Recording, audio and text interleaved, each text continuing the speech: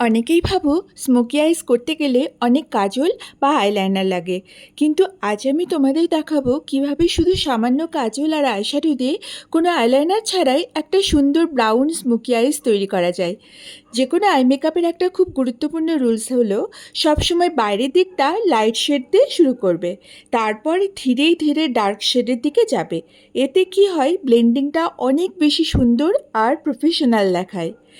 প্রথমে আমি একটা লাইট ব্রাউন ম্যাট আইশ্যাডো দিয়ে ক্রিজ লাইনের একটু ওপরে খুব ভালো করে ব্লেন্ড করে নিয়েছি।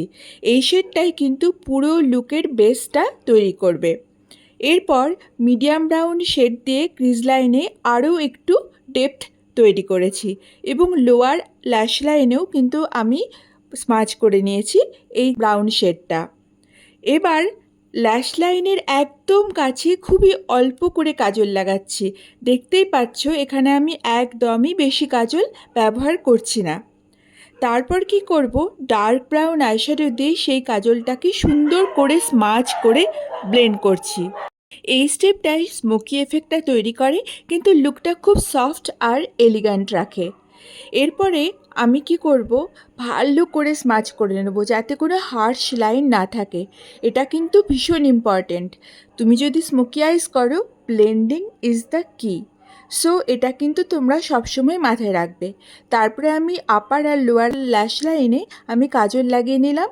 এটা কিন্তু চোখটাকে হাইলাইট করতে খুব সাহায্য করবে, এটা কিন্তু ভুলো না।